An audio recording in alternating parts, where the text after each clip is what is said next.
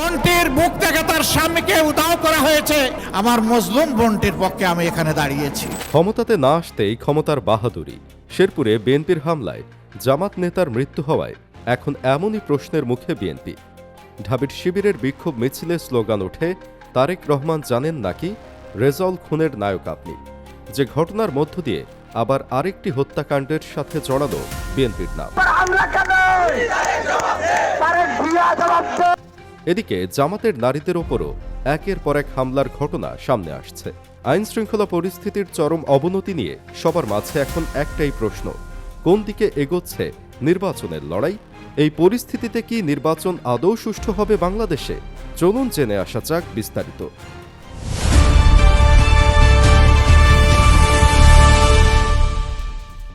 শেরপুরের জামাতে ইসলামী নেতার মৃত্যুতে উত্তাল সারা দেশ। নিহত ব্যক্তিটি হলেন মোহাম্মদ রেজাউল করিম, যিনি কিনা একজন আরবি প্রভাষক ছিলেন। পড়াতেন ফতেহপুর ফাজিল মাদ্রাসায়, পাশাপাশি জামাতে ইসলামীর দলীয় পদেও ছিলেন তিনি। শেরপুর জেলার শ্রীবর্দী উপজেলার জামাতে ইসলামীর সেক্রেটারির দায়িত্ব পালন করতেন। এমন এক গুরুত্বপূর্ণ পদে থাকা নেতার মৃত্যু যেন কোনোভাবেই মেনে নিতে পারছে না জামাতে ইসলামীর সমর্থকরা। এ ঘটনায় জামাতে আমির শফিকুর রহমান বিএনপিকে সরাসরি সন্ত্রাসী বলে উল্লেখ করে দ্রুত বিচার চেয়েছেন। তাছাড়া মাঝরাতে উত্তাল হয়েছে ঢাকা বিশ্ববিদ্যালয়। বিভিন্ন জেলায় রাস্তায় নেমেছে জামাত ও শিবিরের কর্মীরা। এ ঘটনার সব দায় এখন বিএনপির ঘাড়ে, কারণ তাদের করা হামলাতেই নিহত হয়েছেন মাওলানা রেজাউল করিম। ঘটনাটি ঘটে শেরপুরের ঝিনাইগাতি মিনি স্টেডিয়াম মাঠে। সেখানে উপজেলা প্রশাসনের উদ্যোগে সংসদ নির্বাচনে প্রতিদ্বন্দ্বী প্রার্থীদের নির্বাচনী ইশতেহার ঘোষণা অনুষ্ঠানের আয়োজন করা হয়। অনুষ্ঠানে চেয়ার বসানোকে কেন্দ্র করে বিএনপি ও জামাতের নেতা কর্মীদের মধ্যে সংঘর্ষের ঘটনা ঘটে। প্রথমে বিএনপি প্রার্থী মাহমুদুল হক রুবেল এবং জামাত প্রার্থী নুরুজ্জামান বাদলের কর্মী সমর্থকদের মধ্যে চেয়ার বসানোকে কেন্দ্র করে প্রথমে বাকবিতণ্ডা শুরু হয়। এক পর্যায়ে পরিস্থিতি উত্তপ্ত হয়ে উঠলে উভয় পক্ষের মধ্যে সংঘর্ষ বাধে। তারপর শুরু হয় ধাওয়া পাল্টা ধাওয়া। এতে অন্তত দুই দলের শতাধিক কর্মী সমর্থক আহত হন। পরে সন্ধ্যায় দ্বিতীয় দফায় হামলা করে বসে বিএনপি, এমনই অভিযোগ জামাতের। তবে এবার গুরুতর আহত হন শ্রীবর্দী উপজেলার জামাতে ইসলামীর সেক্রেটারি মাওলানা রেজাউল করিম। ঘটনার সাথে সাথে তাকে ময়মনসিংহ মেডিকেল কলেজ হাসপাতালে নেওয়া হয়, কিন্তু হাসপাতালে পৌঁছানোর আগেই পথিমধ্যে তিনি মারা যান। বিষয়টি পরবর্তীতে নিশ্চিত করেন শেরপুর ৩ আসনের জামাত মনোনীত প্রার্থী নুরুজ্জামান বাদল। সংঘর্ষের পর শ্রীবর্দীতে একটি সংবাদ সম্মেলন করেন নুরুজ্জামান। এই ঘটনা নিয়ে দেশ জুড়ে যেমন আলোচনা হচ্ছে, তেমনি উত্তাল হয়ে উঠেছে সোশ্যাল মিডিয়াও। বিএনপিকে সরাসরি সন্ত্রাসী দল হিসেবে আখ্যা দেওয়া শুরু হয়েছে তাদের এহেন কর্মকাণ্ডের জন্য। জামাতের আমির শফিকুর রহমান তার ফেসবুক পোস্টে বলেছেন, শহীদ হলেন শেরপুর ৩ শ্রীবর্দী উপজেলা জামাতে ইসলামীর সেক্রেটারি মাওলানা রেজাউল করিম।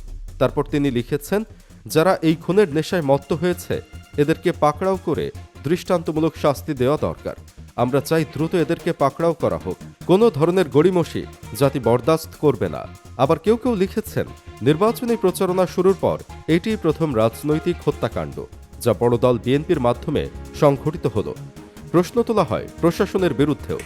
জামাত থেকে বলা হচ্ছে, এসব ঘটনা প্রশাসনের সামনেই ঘটেছে, যেখানে প্রশাসন নিষ্ক্রিয় ছিল প্রায়। আবার সহকারী রিটার্নিং অফিসারের সামনে সরাসরি ইশতেহার পাঠ অনুষ্ঠানে এই হামলার ঘটনা ঘটাই হচ্ছে সমালোচনা। অনেকে আবার প্রশ্ন তুলছে নির্বাচন কমিশনের ভূমিকা নিয়েও। নির্বাচন কমিশন এমন হামলা বা ঘটনাগুলো দেখেও চুপ থাকছে, তাই নির্বাচন কমিশনের অবস্থান নিয়েও এখন প্রশ্ন উঠছে। শেরপুরের এই ঘটনায় মধ্যরাতেই বিক্ষোভের ডাক দেন ডাকসু সভাপতি সাদিক কায়েম। এদিকে জামাত প্রার্থী মুফতি আমির হামজা লিখেছেন, রাজনীতি মানুষের কল্যাণের জন্য, ক্ষমতা প্রদর্শনের জন্য নয়। মতের ভিন্নতা থাকতে পারে, প্রতিদ্বন্দ্বিতা থাকতে পারে, কিন্তু তার মূল্য কখনোই মানুষের জীবন হতে পারে না। এছাড়াও ৫ই আগস্টের পর থেকে বিএনপির কর্মকাণ্ড নিয়ে প্রশ্ন তোলা শুরু হয়েছে এবার। একের পর এক হত্যাকাণ্ডের ঘটনায় যেভাবে বিএনপির নাম জড়িয়েছে, তাতে জনগণও এখন তাদের বিপক্ষে চলে যাচ্ছে এমন ধারণা অনেকের। আর নির্বাচনের ঠিক আগে মাওলানা রেজাউল করিমের মৃত্যু আরও বেশি করে উঠে এসেছে জনগণের মুখে। এদিকে দিন যত এগোচ্ছে নির্বাচন ততই কঠিন হয়ে উঠছে।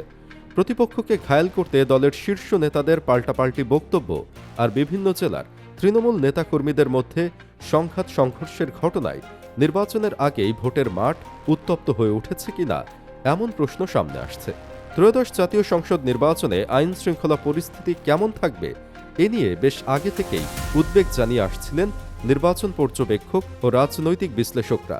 বিশেষ করে নির্বাচনের আনুষ্ঠানিক প্রচারণা শুরুর কদিন আগে দুর্বৃত্তের গুলিতে ইনকিলাব মঞ্চের আহ্বায়ক ও নির্বাচনে সম্ভাব্য প্রার্থী শরীফ ওসমান হাদির মৃত্যুর পর এই শঙ্কা বাড়তি মাত্রা পেয়েছিল। বিভিন্ন জেলার সাংবাদিক ও পুলিশের সঙ্গে কথা বলে এবং গণমাধ্যমে আসা খবর থেকে জানা যাচ্ছে অন্তত 10টি জেলায় নির্বাচনকে ঘিরে রাজনৈতিক সহিংসতা হয়েছে। সম্প্রতি ঢাকায় নির্বাচনী প্রচারে গিয়ে ডিম হামলার শিকার হয়েছেন ঢাকা ৮ সংসদীয় আসনের জামাত এনসিপি জোটের প্রার্থী নাসির উদ্দিন পাটোয়ারি। জানিয়ে তিনি অভিযোগ তুলেছেন তার প্রতিপক্ষ বিএনপির দিকে।